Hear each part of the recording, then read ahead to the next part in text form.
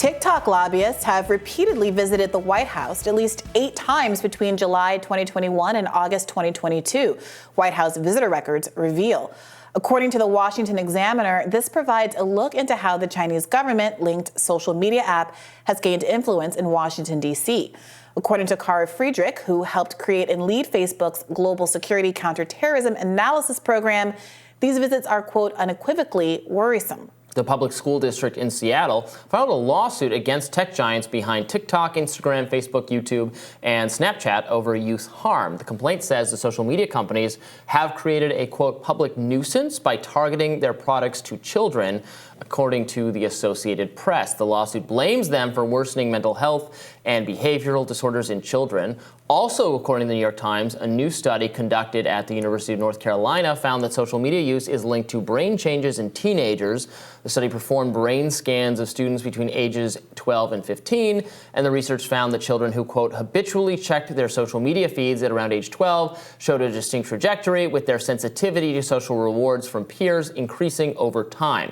Teenagers with less engagement in social media ended up taking the opposite path with a declining interest in social rewards. The issue with all of that stuff is that's not necessarily an indictment of social media. Like, what learning to appreciate social rewards, obviously in the extreme, is a bad thing. But the kids who don't use social media at all, I bet you would find they're not thus well adjusted necessarily because of that. They could be isolated and on the borders of. Well, it could be, but don't you think there's a difference between, say, joining a sports team or doing theater or drama and getting the social validation from having worked hard and practiced and, you know, succeeding in the big game or giving a wonderful theatrical performance or something that is more correlated to the kinds of social activities that seem beneficial as opposed to what you get validated for on social media, which is largely, although not exclusively, more superficial image-related things? I mean, it's superficial on Instagram. It's pretty superficial. I don't think it's as nearly superficial on TikTok. I mean, I've said this before. People are creating content that is collaborative and interesting and exciting and then succeeding because of it. It's not all bad. I mean, this is the problem with talking about social media and the addictiveness, and obviously there are tons of cases where people are way too online or they're too obsessed with it and it's damaging and unhealthy, just as being too into anything or spending all your time playing video games or watching porn or even you could be way too into a sport and be neglecting your schoolwork, and it could be bad. Or sports and being part of a team can help you care more about your schoolwork, be more connected to kids your own age. Everything in moderation, many things in moderation can be fine, where taken to one extreme where you're way too involved in it or not involved at all. I mean, those are the kids, honestly, who are the most at risk of bad behavior, bad or antisocial behavior, as I describe it, is the ones who are not plugged in to classmates and teammates at all, and probably not online at all. Obviously, you can be bullied online, but you can be bullied by not having any online presence at all. So it's hard to ascribing broad social harms to social media, which is very trendy to do right now, and psychologists love to do it. And we've been through this before. I mean, I remember seeing a post from the first 20 or 30 years of the last century. And it was a photo of a bunch of men on the commuter rail reading newspapers. Everybody had a newspaper up. And the headline was, are newspapers ruining society because people aren't talking to each other anymore? Everyone's siloed with their newspaper on the train. So obviously every generation has a version of radio. I wrote a lot about this in my book, which I mentioned earlier today, my last book, which came out last year. Yeah, the Pessimist Archive is this great Twitter account. You can find all these claims going back 100 years of someone saying, oh, well, the phonograph, that's just going to be the end of society. It's going to have some horrible social consequence. The bicycle. The radio was particularly disparaged by newspapers because they saw it as competition. TV, we remember the TV panic. And the video games ones are familiar to us. I'm not saying there's nothing. So here's what I think is the something. Yeah. The fact that social media is this kind of permanent record of all of your thoughts, feelings, and statements from a time in your life where a lot of people have regrets about their ideas. Yeah, that is actively harmful. And the fact that your personal ideas or thoughts or feelings or beliefs can be amplified to so many more people than used to be able to happen. So if I say something embarrassing in class 30 years ago, oh well, I'm cringe for a week because of the other 16 people in my class who heard it.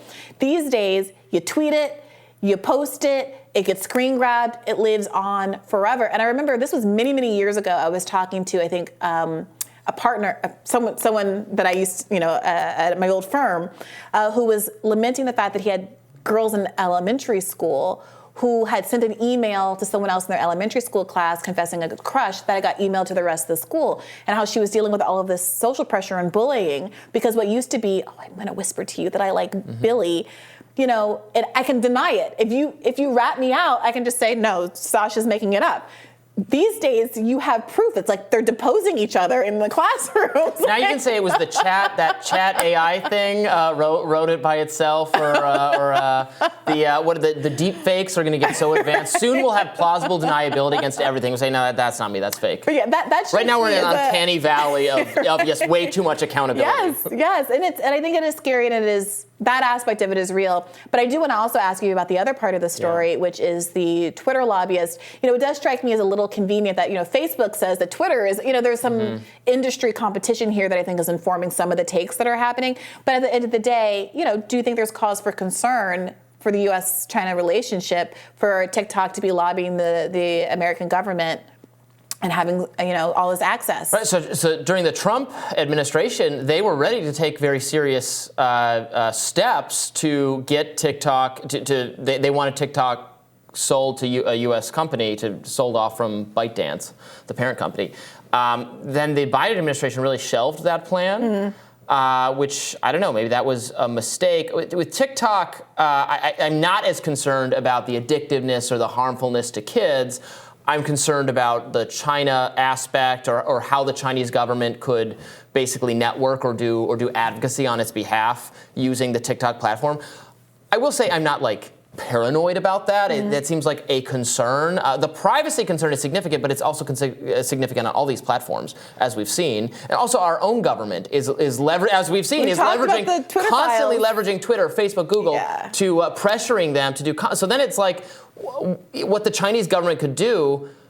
They're less constrained, so what they could do theoretically would be pretty vast. But already what's going on in the U.S. is pretty vast. So I don't know how I'm supposed to weigh that as such a tremendous concern, given what I can see right in my face going on. For one, I think the integrity of the app depends on there being a certain degree of subtlety to whatever kind of influence peddling anybody is doing.